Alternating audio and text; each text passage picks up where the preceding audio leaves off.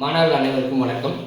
நம்ம 10ஆம் வகுப்பு இயற்பியல் இருக்கக்கூடிய கணக்குகளை பார்த்துட்டு இருக்கிறோம். அந்த வரிசையில் இன்றைக்கு 5வது பாடம் ஒளியியல் பாடத்தில் இருக்கக்கூடிய மீ ஒளி சம்பந்தப்பட்ட கணக்குகளை பார்க்க போகிறோம். சோனார் சம் ஏற்கனவே இந்த சம் இதுக்கு முன்னால் பார்த்தோம். அந்த வரிசையில் இது செகண்ட் சம். இது ரொம்ப முக்கியமான எளிமையான சம்முங்க. எஸ்எஸ்எல்சி இயற்பியல் கணக்கு எண் 15. கப்பலிலிருந்து அனுப்பப்பட்ட மீன்ஒலியானது கடலின் ஆழத்தில் எதிரொலித்து மீண்டும் ஏற்பியை அடைய 1 வினாடி எடுத்துக்கொள்கிறது. நீரில் ஒளியின் திசைவேகம் 1450 மீட்டர் வினாடி பவர் -1 எனில் கடலின் ஆழம் என்ன? Given data எழுதிடுவோங்க. 1 வினாடி. ஸோ டைம் அப்படிங்கிறது 1 வினாடி. ஓகே.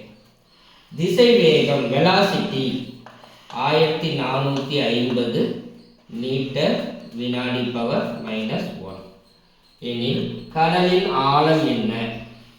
டிஸ்டன்ஸ் என்ன? இதுதான் கேள்வி. ஓகேங்களா? ஸோ இந்த கணக்கு நம்ம ஒரு முறை தெரிஞ்சுக்கலாம். இது ஒரு கப்பல்னு வச்சுக்கோங்க. ஸோ கப்பல் கடல் இருக்கு, இது தண்ணின்னு வச்சுக்கோங்க. இது கப்பலுடைய ஆழ் பகுதி, கடலுடைய ஆழமான பகுதி. இது நிலப்பகுதி, இது கடல், இது கப்பல்னு வச்சுக்கோங்க.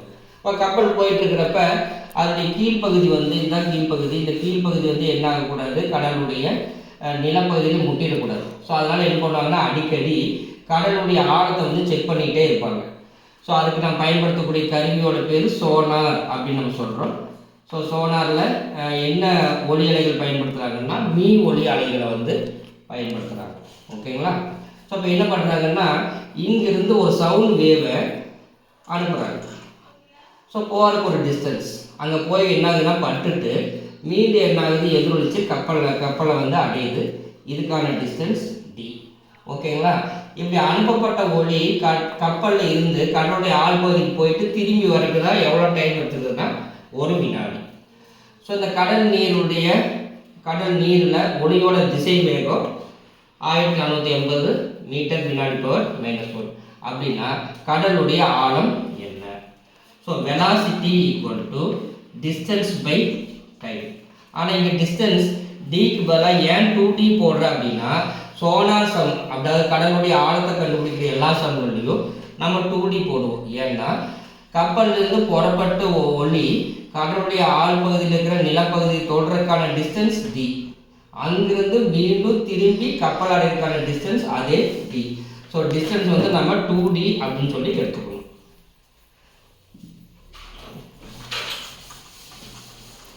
ஸோ நம்ம இப்போ சம போடுவோம். நமக்கு தேவையானது 2D ரைட் சைடு இருக்குது. ஃபார்முலாவை மாற்றி எழுதுங்க. 2D by T equal to V. So நமக்கு என்ன வேணும், 2D வேணும். 2D equal to V. இந்த டி டிவிஷன் இருக்குது, இந்த பக்கம் போகிறப்ப மல்டிப்ளிகேஷன் ஆகிடும். இப்போ டி மட்டும் வேணும்னா டி சமம் V into T divided by 2. So இதுதான் நமக்கு தேவையான ஈக்குவேஷன். ஸோ இப்போ நம்ம அப்படியே சப்ஸ்டியூட் பண்ணலாம். டி ஈக்குவல் டு விக்கு பதிலாக 1450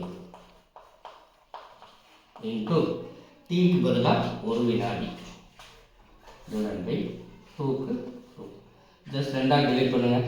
1450 இன்ட்டு 1 அதே 1450 தான் வரும்.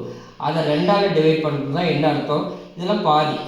2 2 7 2 14 5 இருக்குது, 2 2 4 மிச்சம் 1 இருக்குது, 0 5 2 10 725.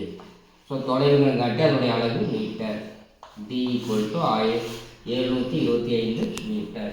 ஸோ இந்த சமம் பொறுத்த வரைக்கும் கடலின் ஆழம் 725 மீட்டர். ஓகேங்களா? தேங்க்யூ.